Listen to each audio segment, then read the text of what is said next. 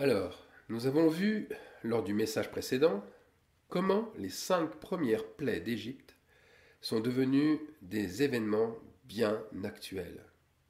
Pharaon, l'Égypte, sont rendus vivants à travers d'autres réalités que celles de l'Antiquité. Ceux qui suivent ces peuplades arabes, ils ont exactement la même réputation et la même caractéristique qu'eux. Regardez bien, ils sont rebelles à Dieu, ils se disent inspirés, mais ils créent de nouvelles alliances, car ils restent idolâtres, parce qu'ils aiment le péché, et ils se sentent à l'aise sous la protection des arrogants et des manipulateurs, qui font d'ailleurs bien leurs affaires. Sauf que la honte et l'humiliation seront leur lot. C'est ce qu'on lit dans les écrits du prophète Ésaïe, dès le début du chapitre 30, qui lui aussi revient sur cette abomination qu'est l'Égypte. Malheur aux enfants rebelles qui forment des projets en me tenant à l'écart, déclare l'Éternel, et qui concluent des alliances sans se laisser inspirer par moi, accumulant ainsi péché sur péché. Ils descendent en Égypte sans me demander mon avis, pour chercher refuge dans la protection de Pharaon et s'abriter sous l'ombre de l'Égypte. La protection du Pharaon tournera à votre honte, et l'abri trouvé sous l'ombre de l'Égypte à votre humiliation. Alors, comme je l'ai dit lors de la première partie de ce message, qui est consacré aux 10 plaies d'Égypte, les tribulations augmentent, et elles augmentent avec leur nombre, et avec, bien sûr, la honte et l'humiliation qu'a déjà dévoilé Ésaïe. Et cette honte et cette humiliation grossissent à la manière d'un feu qui brûle beaucoup plus fort, et les plaies deviennent plus profondes.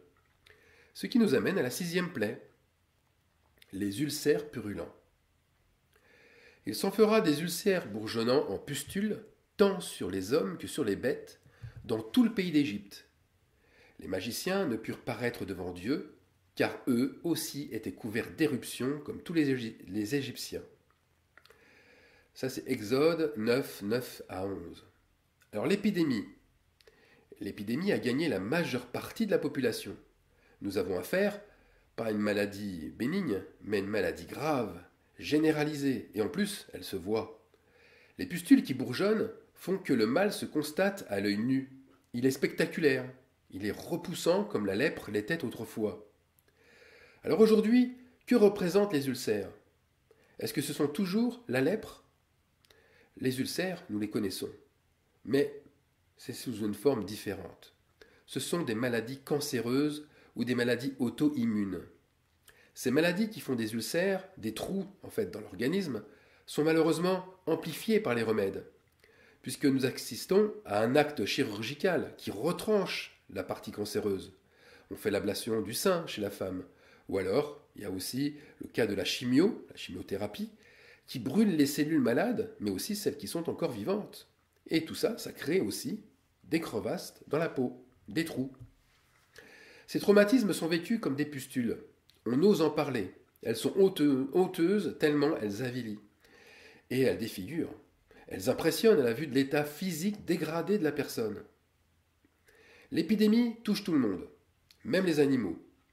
Nous avons des études récentes qui montrent que depuis 2010, le taux de mortalité des animaux de compagnie, atteints par le cancer, a suivi la même courbe ascendante que chez l'homme. Chez le chien, par exemple, le cancer est devenu la première cause de décès, comme chez l'homme. Mais ce n'est pas tout.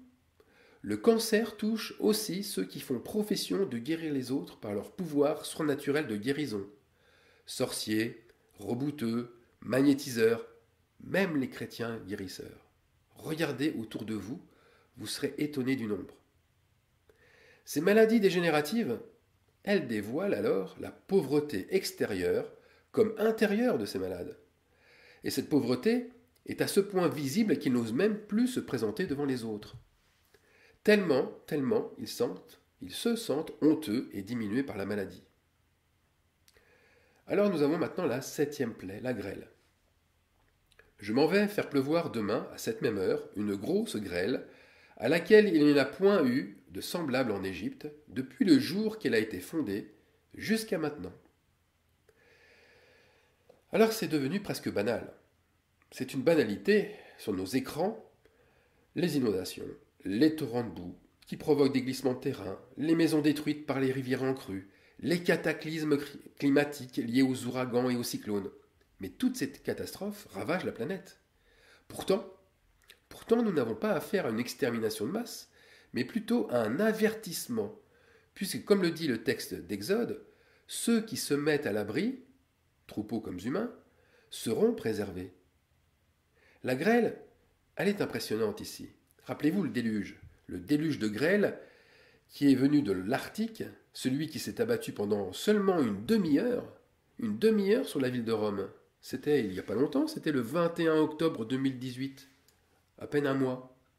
Des plaques de glace flottaient à la surface des rues de Rome, qui étaient inondées, du jamais vu dans un pays méditerranéen.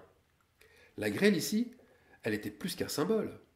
C'était encore un avertissement de plus. Spirituellement, la grêle représente un message terrifiant. Un message comme une prophétie qui dévoile des catastrophes. Et cette prophétie arrive de la même façon dans l'assemblée des croyants, et elle sème la désolation et la division parmi eux. C'est la même sorte de malédiction qu'apportait le prophète Élie au roi d'Israël Akab et à sa femme Jézabel. Le but de tout ça, le but est concret. Le but, c'est celui de voir et de vérifier ceux qui craignent vraiment Dieu parmi le peuple. Ceux des serviteurs de Pharaon qui craignirent la parole de l'Éternel firent retirer dans leur maison leurs serviteurs et leurs troupeaux. Mais ceux qui ne prirent point à cœur la parole de l'Éternel, laissèrent leurs serviteurs et leurs troupeaux dans les champs. Ça c'est Exode 9, 20, 21. Donc eux, ils furent exterminés par cette grêle. Mais ce message, il est effrayant. Il est effrayant aussi pour tout le monde, pas seulement pour ceux qui sont dans les assemblées.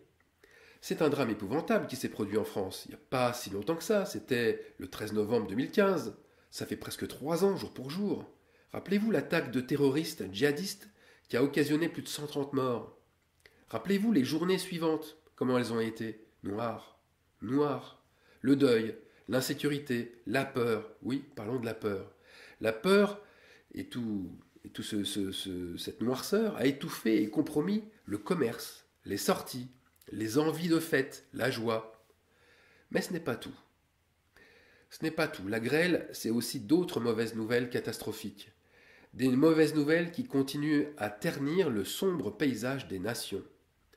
Et ces nouvelles sont des scandales. Ce sont des scandales qui vont cette fois-ci toucher des pharaons, les grands oppresseurs politiques, les grandes figures médiatiques, mais aussi les tyrans. Les tyrans qui sévissent dans les entreprises ou dans les familles, sans oublier les tyrans religieux dans leurs églises. Ce sont les affaires de prostitution, les affaires de viol, de pédophilie, les procès pour détournement d'argent, pour enrichissement personnel. Le résultat est sans appel. Ces grands animaux prédateurs, une fois leur dignité mise à terre, finiront par n'avoir plus goût à rien. Pourtant, ces avertissements ne suffiront pas à contrer leur cœur. Leur endurcissement est comme Pharaon. Cet endurcissement continuera et il alimente encore les plaies suivantes. 8e plaie. Voilà, les sauterelles. Je m'en vais faire venir demain des sauterelles en tes contrées. Elles dévoreront le reste de ce qui est échappé, ce que vous a laissé la grêle. Elles dévoreront tous les arbres qui croissent dans vos champs. Elles rempliront tes maisons, les maisons de tous tes serviteurs et les maisons de tous les Égyptiens. Les serviteurs de Pharaon lui dirent « Mais jusqu'à quand cet homme sera-t-il pour nous un piège ? Laisse aller ces gens, et qu'ils servent l'Éternel leur Dieu. Ne vois-tu pas encore que l'Égypte périt ?» Alors d'abord les sauterelles, ou ce qu'on appelle les criquets, sont des insectes, mais des insectes réputés pour être nuisibles pour les cultures.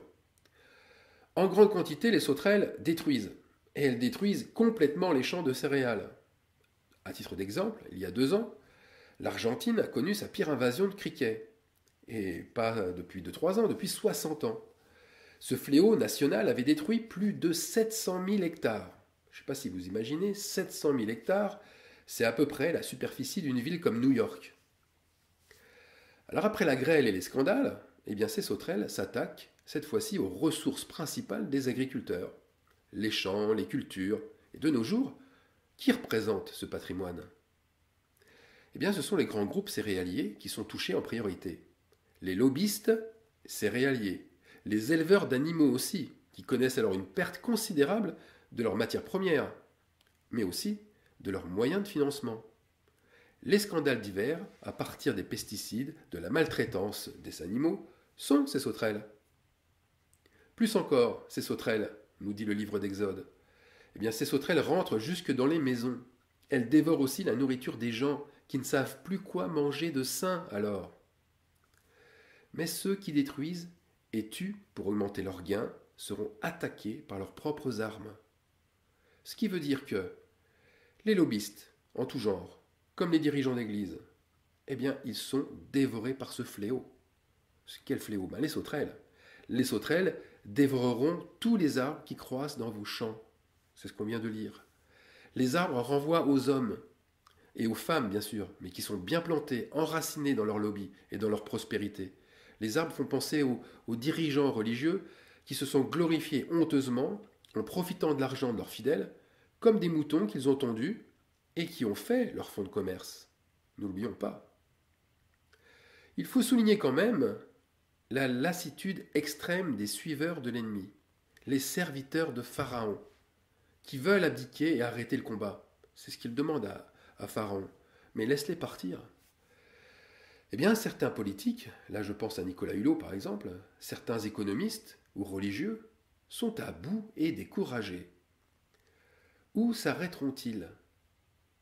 Mais où s'arrêteront-ils? Regardez, le PDG de LVMH a gagné près de 3 millions d'euros de l'heure en 2017, alors qu'il y a presque 2 millions de smicards en France qui gagnent moins de 8 euros de l'heure. C'est la démesure de l'Égypte, mais c'est la honte des nations. Dans les groupes religieux, il n'y a pas de différence, on assiste à la même lassitude. Une lassitude qui se traduit par une fuite, une désinfection des membres actifs, qui font figure d'anciens.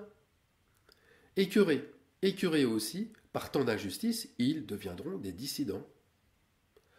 Enfin, la grêle du fléau précédent a laissé vraiment peu de joie et peu de raisons de se réjouir. Et là s'installe un triste climat très très durable par l'amorosité et le découragement. Et ce n'est pas fini, ce n'est qu'un début. Neuvième plaie, passons la neuvième plaie, les ténèbres. Et il y eut d'épaisses ténèbres dans tout le pays d'Égypte. Pendant 3 jours, on ne voyait pas les uns les autres, et personne ne se leva de sa place pendant 3 jours. Mais il y avait de la lumière dans les lieux où habitaient tous les enfants d'Israël.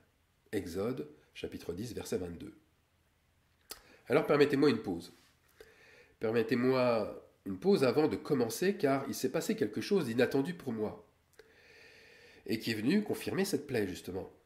Au moment où j'attendais que l'Esprit me parle sur cette 9e plaie, une notification des plus sérieuses arrive sur mon smartphone. Bon, c'est pas un fake news, c'est une vraie info. Et cette info disait la chose suivante: un ouragan de matière noire déferlerait sur la Terre à la vitesse de 500 km par seconde. On ne peut ni la voir, ni la ressentir, mais elle est là. Cette matière noire est là. Ça, c'est les termes exacts du poste que j'ai reçu. Donc cette matière noire, cette matière ténébreuse, elle ne se voit pas.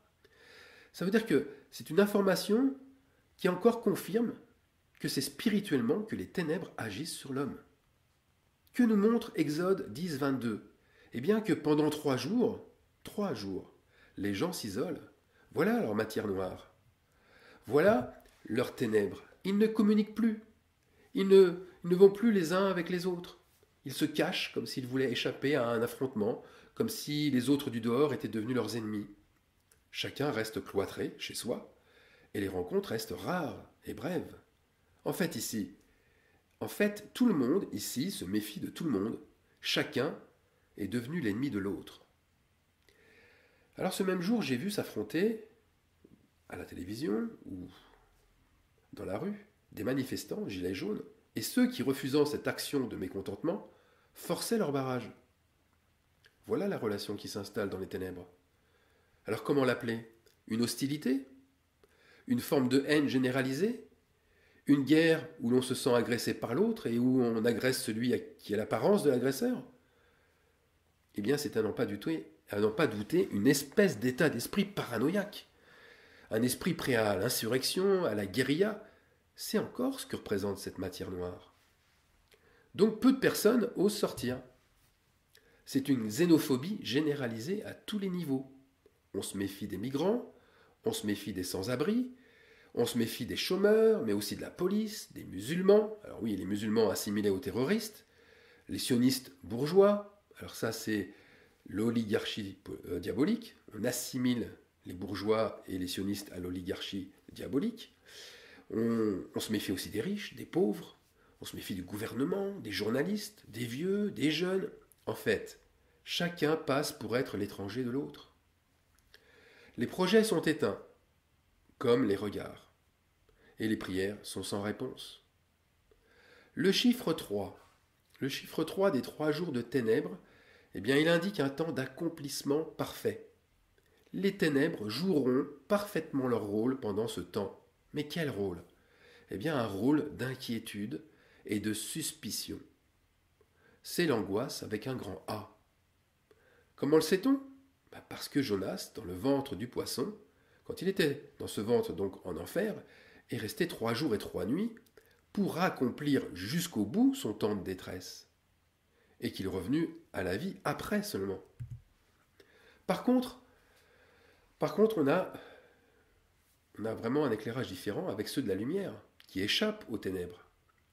Ceux de la lumière se retrouvent ensemble pour partager des moments privilégiés, des moments de paix, d'échange. Ils se réjouissent les uns avec les autres, ils continuent à vivre normalement, sans se méfier de leurs prochains, eux. Aucune ethnie, aucune religion, aucune classe sociale ne les affecte, contrairement aux autres. Alors passons à la dernière plaie, la 10e plaie, la mort des premiers-nés. Vers le milieu de la nuit, je passerai au travers de l'Égypte, et tous les premiers-nés mourront dans le pays d'Égypte, depuis le premier-né de Pharaon, assis sur son trône, jusqu'au premier-né de la servante qui est derrière la meule, et jusqu'à tous les premiers-nés des animaux. Il y aura dans tout le pays d'Égypte de grands cris, tels qu'il n'y en a point eu, et qu'il n'y en aura plus de semblables. Mais parmi tous les enfants d'Israël, depuis les hommes jusqu'aux animaux, pas même un chien ne remuera sa langue, afin que vous sachiez quelle différence l'Éternel fait entre l'Égypte et Israël. Là, je vous ai lu Exode, chapitre 11, des versets 4 à 7. Alors je m'arrête là aussi un instant sur cette dernière plaie. Les premiers-nés en hébreu c'est Békor. Ce sont les aînés d'une famille. La mort vient prendre les plus âgés. La mort vient prendre les piliers de la famille. Et au sens spirituel, ce sont les premiers à avoir entendu la parole de Dieu. Et c'est les premiers à s'être engagés pour elle. Mais souvent, les premiers aussi à être tombés dans l'orgueil et l'idolâtrie et s'être endurcis. Les premiers seront les derniers. Ce sont donc les plus âgés du moment ou les plus anciens dans la foi qui disparaissent physiquement. Le jugement est d'une telle sévérité qu'il touche aussi beaucoup de monde et qu'il aboutit à des cris de désespoir, qu'il aboutit à des lamentations tellement le phénomène est unique en son genre. Même les animaux les plus anciens, présents parmi eux, eh bien ils succomberont aussi. Les habits de deuil touchent l'Égypte, bien sûr, c'est-à-dire les oppresseurs, les arrogants, ceux qui ont aimé rendre les autres captifs de leur passion et qui ont profité du mal. Mais pas seulement. Ceux qui les suivent, et là je fais référence à Ésaïe 30, ceux qui les suivent subissent les mêmes châtiments. Ils se joignent à l'ivraie pour être brûlés. Ils ont eux aussi la marque de la bête. Le bon grain, quant à lui, c'est le peuple qui s'humilie et qui s'éloigne véritablement de ses péchés. Lui, il est entièrement épargné. Et dans ce dernier fléau, c'est en premier le jugement de l'Église qui saute aux yeux, car c'est le moment où le jugement va commencer par la maison de Dieu, 1 Pierre 4, 17.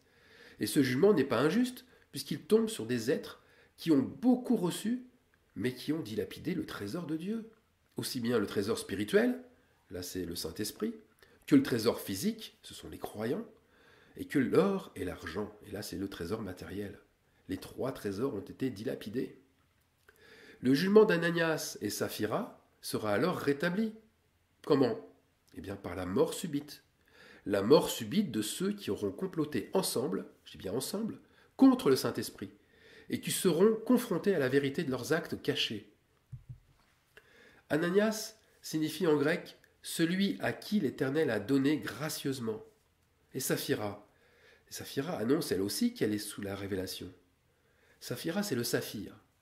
Le saphir étant une pierre de la révélation, du second fondement de la muraille de Jérusalem. Donc, si on associe Ananias et Saphira, à eux deux, ils sont ceux à qui Dieu a donné gracieusement de sa révélation. Voilà le complot contre le Saint-Esprit. Ce sont ceux qui ont reçu gracieusement de Dieu sa révélation et qui sont, comme Ananias et Saphira, qui seront dévoilés. Alors je pense que la situation aujourd'hui est claire. Nous sommes arrivés à la porte de la 9e plaie d'Égypte et que tout semble s'accroître rapidement. La 10e plaie est sur le point de terrifier un monde aux abois, un monde en quête d'une justice, mais qui est faite par l'homme et pour l'homme. Avec ce côté animal qui est exacerbé, c'est-à-dire la chair qui est chauffée à blanc. Pourtant, ironie du sort, toutes ces catastrophes existantes et à venir ont un but glorieux. Et ce but, eh bien, c'est de libérer un peuple encore captif. Autrefois, c'était les enfants d'Israël que Pharaon devait libérer.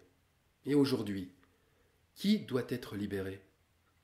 Eh bien, ce sont les enfants de notre Père céleste qui sont prisonniers des chaînes de leur chair, qui sont prisonniers de leurs idoles religieuses. Ils ont un nombre important de pharaons qui gouvernent leur vie et à qui ils vouent un véritable culte et un culte aveugle. La preuve? Bien la preuve, combien de chrétiens pensent être supérieurs aux autres croyants? Combien pensent détenir la vérité? Eux et leur groupe. Mais ils se croient riches, ils croient qu'ils n'ont besoin de rien, mais ils sont pauvres, ils sont misérables, ils sont aveugles et nus. Pour ceux qui viennent d'être libérés, ma prière c'est la suivante. Marchons dans la paix de notre Seigneur, qui seul nous donne les armes nécessaires. Et la première arme, l'apôtre Paul nous l'a montré, c'est une ceinture. C'est la ceinture de vérité qui nous ouvre le chemin de la justice. La justice qui est une cuirasse, Éphésiens 6,13. Alors dans le concret, eh bien nous ne pouvons pas manifester des œuvres justes sans que la vérité en nous soit rétablie. D'abord la ceinture, ensuite la cuirasse. Il y a un ordre précis pour se vêtir des armes de Dieu. Donc, nos actes à faire en premier sont bien là. D'abord la ceinture, ensuite la cuirasse. Puis, soyons fidèles jusqu'à la mort. Ça, c'était le même conseil qu'on avait donné à Smyrne. Smyrne qui signifie myrrhe. Donc, le même conseil qu'on avait donné à Smyrne, qui avait l'odeur de myrrhe, l'odeur du Saint-Esprit. Amen.